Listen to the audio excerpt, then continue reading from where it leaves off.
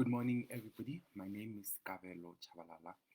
Ke tswa Motswana wa Pankopo, Masube in Mpumalanga under the Dr. J.S. Moroka municipality. Happy Youth Day. This morning, I want to talk about the crisis of men in South Africa. And before I even delve into the main points of my lecture this morning, I just want to say, as a man, I'm sorry to Tsegofatso Pule. I apologize profusely to Uinene.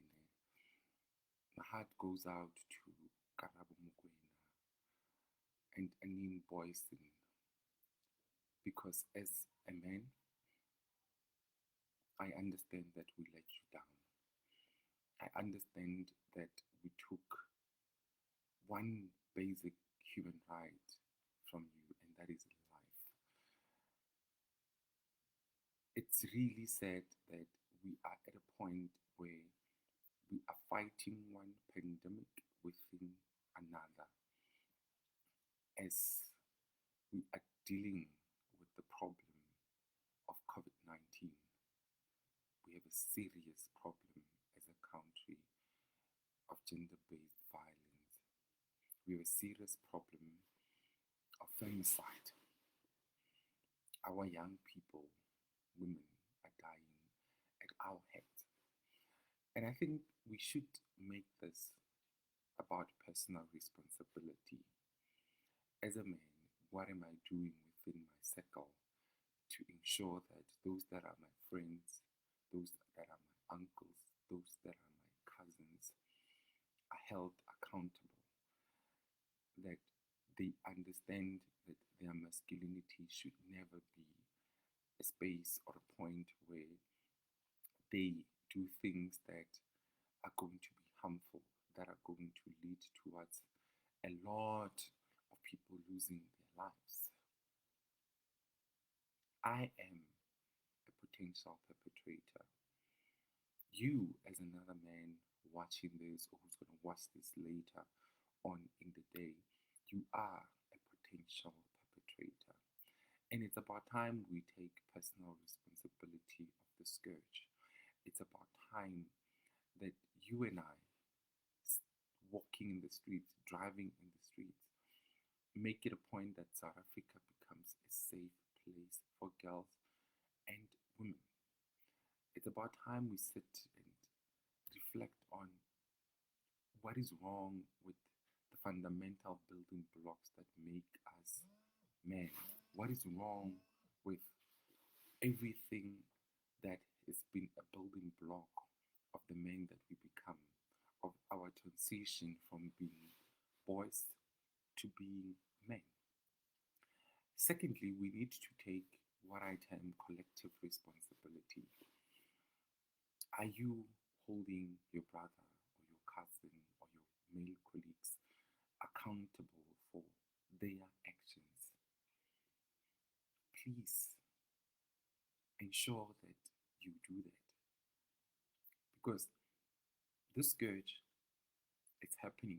It's not just people who are unemployed, it's not just the poor who are raping, who are killing their partners. It is a CEO, it is a manager, it is a guy wearing semi formal, casual like myself. It's a guy who speaks well. It's a guy who is probably on the news, a politician, a manager, a man of influence.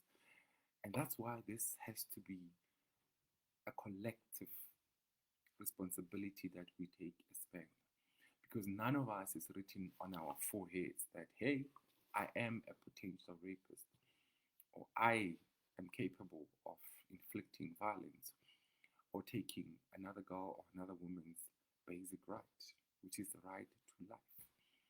We all walk around carrying that problem. Last week Friday, when I was driving into my community, it was just after 8 p.m. On the streets, I passed about four, if not five, young girls walking freely, probably between the ages of 16 and 26. And I was so happy that they phones.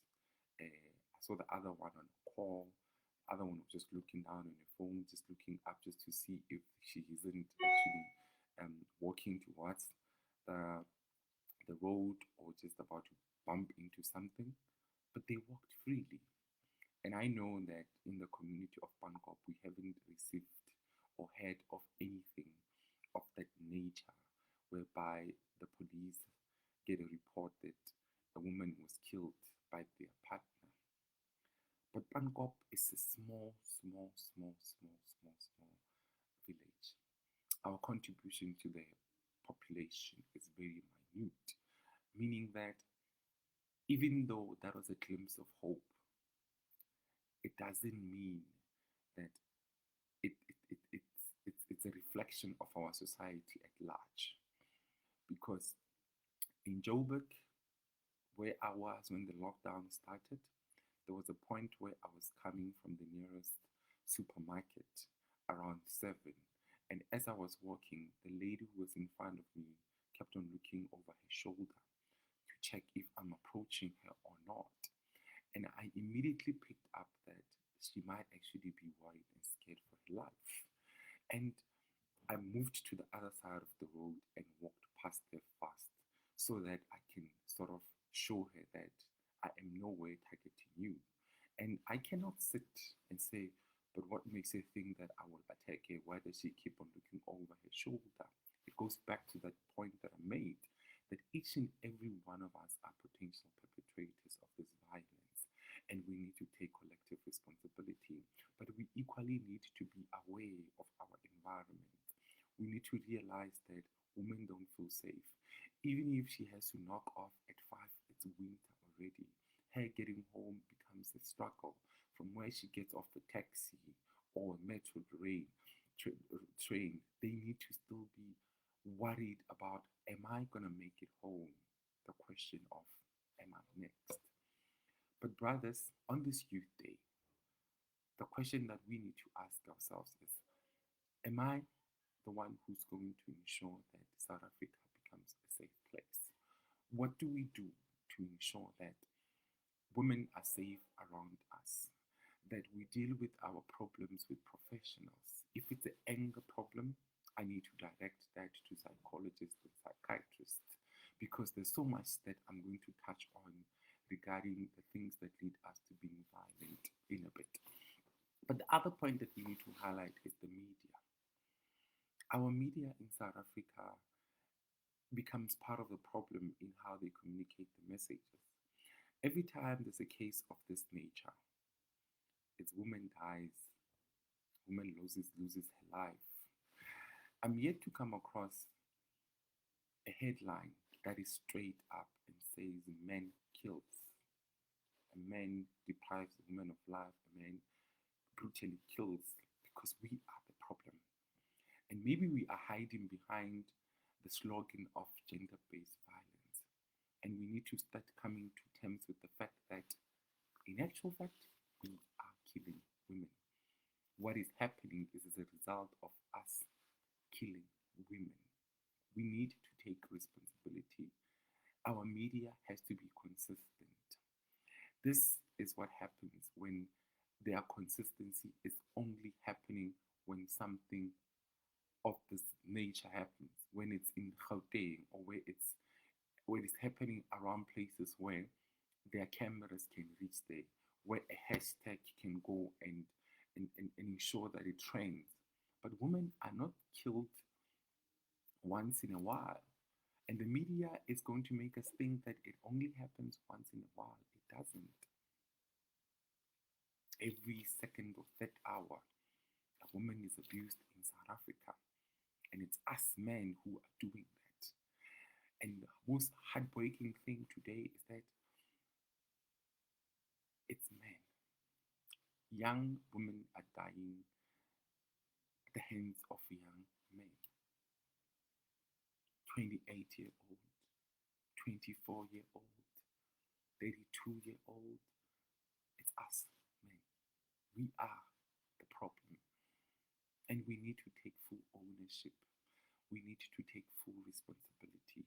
We need to take accountability. I was watching the news yesterday and I saw people saying maybe we should reintroduce hanging people, a life for a life. And maybe that will send an even more stronger message to what is happening or what is unfolding in our country and our society. And my sister said something very interesting yesterday, that the problem with sentencing people for 5 or 10 years or more is that that place is called a correctional service or correctional space, meaning that one is to lose their daughter or their mother, but this one is going to go into jail, get 3 meals per day, study, come out there with 2, if not 3 degrees, depending on the time spent, but a life is lost. Is correctional really fair enough when lives are lost? And not just lives, but innocent lives are lost at the hands of people that they love and trust. Is it fair that these people are going to be put in one place, and when everything is all said and done, they're staying out of good behavior for the past 4, 5, 10 years? Now you can go back, see how you start to fit in and gel in into this life that you were not a part of, and yet someone's mother, someone's daughter cannot be brought back. Is it sufficient that we just take them to jail? And we need to ask this question, because we come back and then we continue with life like everything is normal. But that life is no more. Tseho is not coming back. Oinene is not going to come back. Karabo is not coming back. Anin is not coming back.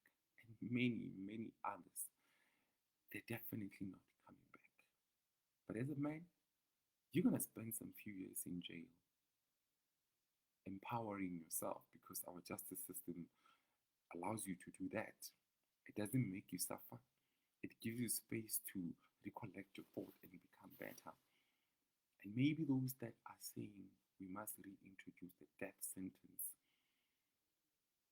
are speaking a sense that we need. Because what we are doing now is definitely not justice. And I want to move and touch a bit on the government of South Africa.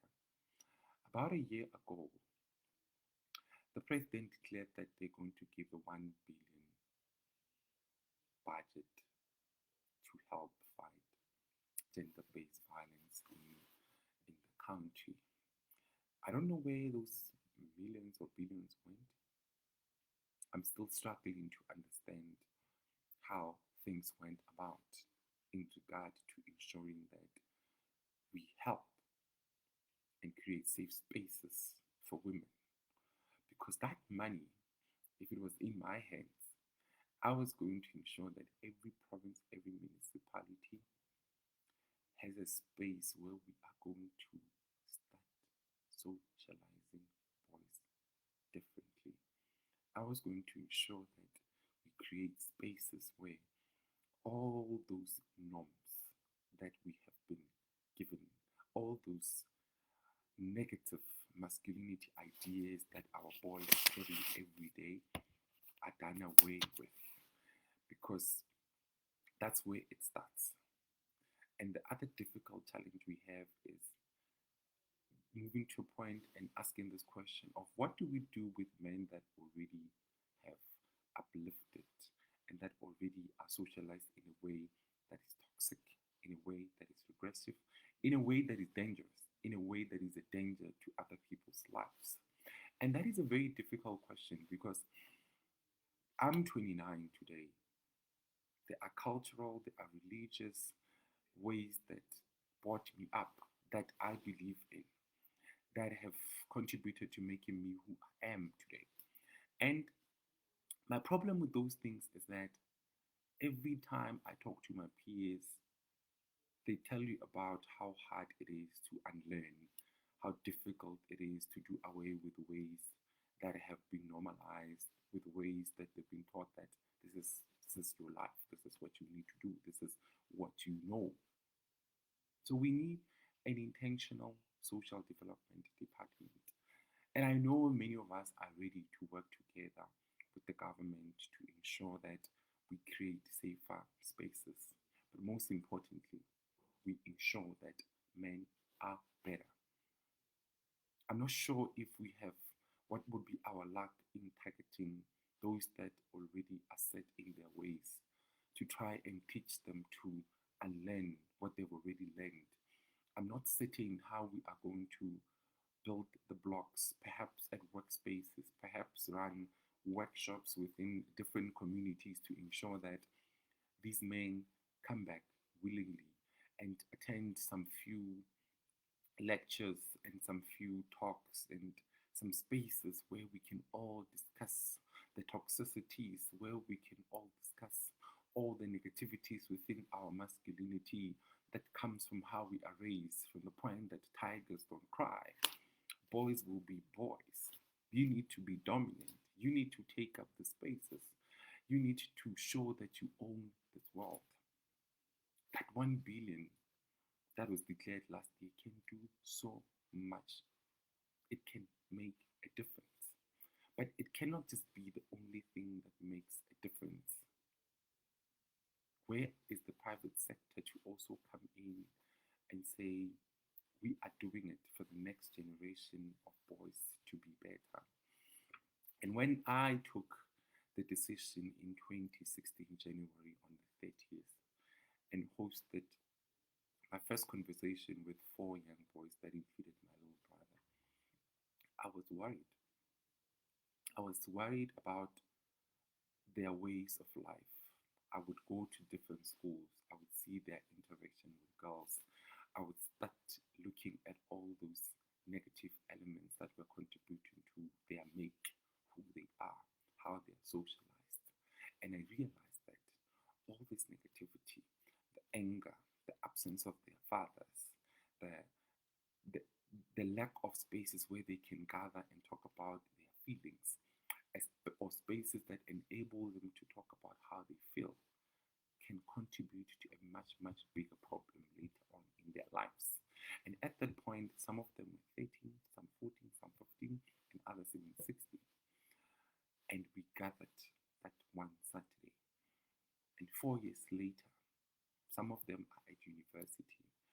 Their parents are super proud to call them their sons because of how they've been socialized. When they are not okay, they talk about it. When it's too much, they cry because I told them that health intelligence is something that they need. Normalizing feeling their feelings is something that they absolutely need to do because I don't want them to bottle up. I don't want them to bottle up feelings. I don't want them to bottle up what they think. And that is the other point in a struggle and a challenge that some of the boys and the men have. We are encouraging them to speak up and open up about how they feel and their challenges. On the other hand, when they do that, some regressive woman or girl will come through and say to them, "You are such a sissy. You cry. You're a cry baby." What is there to do for them when we encourage them to speak about their feelings? It's seen as progressive. When they do that, they're told that they're sissy boys, that they're not men enough, that they're cry babies or mama's babies. Then they find themselves in a point of confusion, whereby when they do this, it leads to them being more dangerous. When they move and try to be a little bit more in touch with their feelings, in touch with what they think, we start to label them something else again. It's a conundrum. However, that's the other part of the toxicities that we find from girls and women. But that is not the point. That is the most minute of my challenges and my problems now. My big problem is men. What do we do? And I've also realized that in speaking and addressing the issues and the challenges that men are facing, we need to speak from a point of grace and truth. It must not just be the truth without grace, because we need to be able to also understand that some of these boys grow up in households that their fathers just were not present at all. And that may not be a problem of every child, like myself, whereby my father was not there. But it didn't turn out that badly. But I want to also touch on some facts, some numbers that will scare you. That 35% of women worldwide are physically or sexually abused by non-sexual partners, meaning these men, they may not know them. And sometimes they are not even their boyfriends or husbands. The other staggering number is that 70% of women worldwide suffer a form of gender-based violence at the hands of a loved one. And the loved one doesn't only limit it to the boyfriend or the husband. It extends it to the uncle. It extends it to the mother's boyfriend. So it's those numbers that begin to give us a picture of how women's lives are endangered. But I need us to also understand this.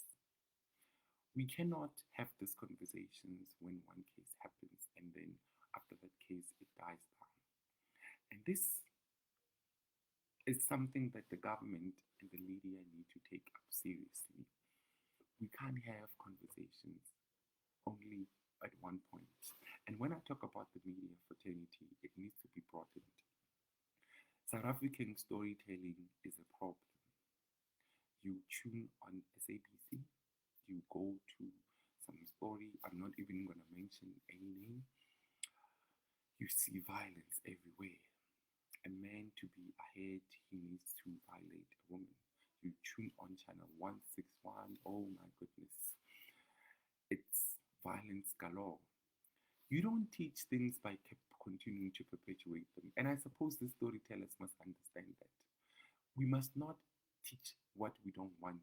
We must stop portraying the things that we don't want to see in our society.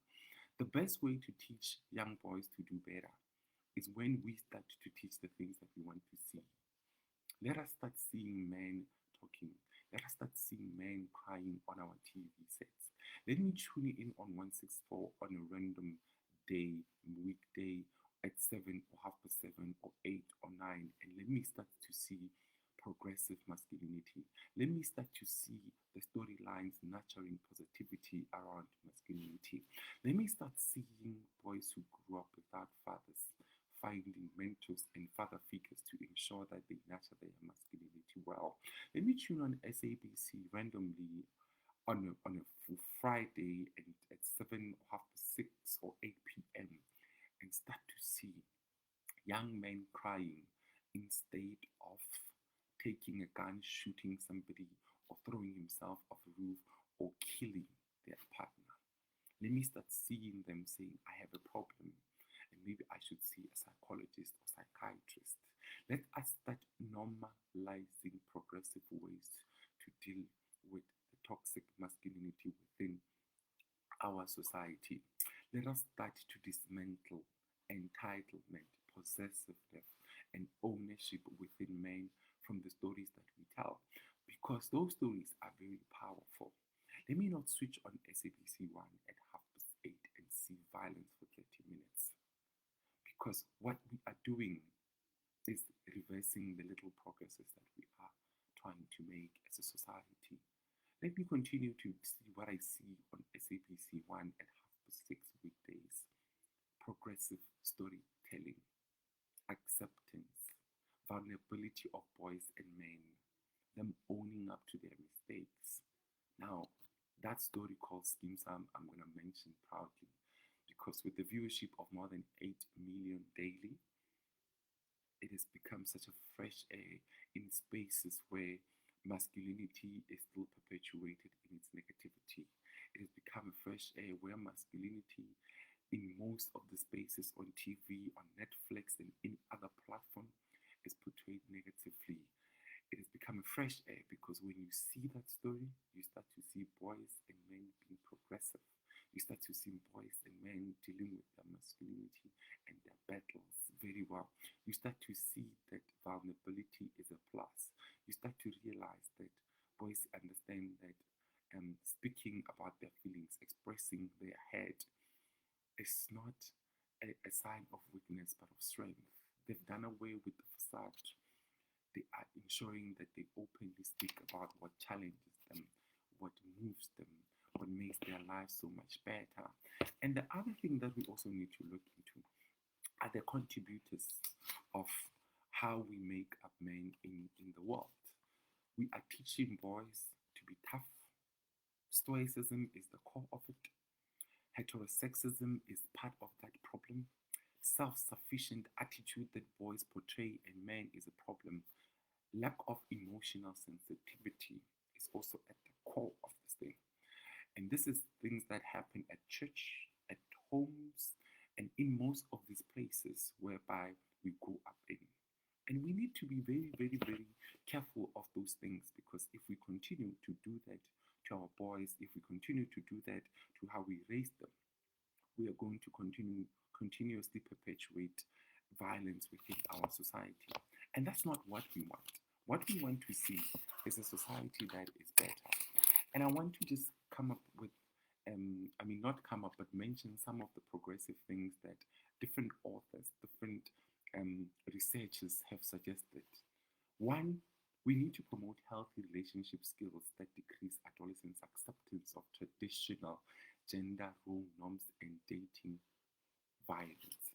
Number two, the government, the media, the private sector create marketing campaigns designed to modify social and cultural norms that endorse the unhealthy male code and consequent violence. We need to do better.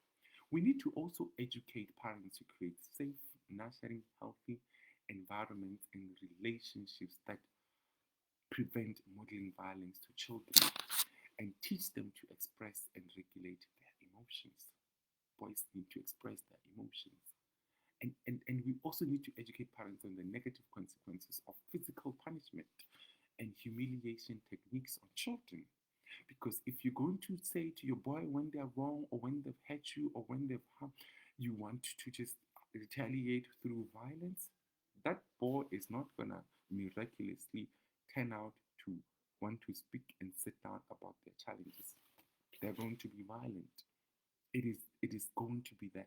So the gender norms are a problem. Inequality is a problem.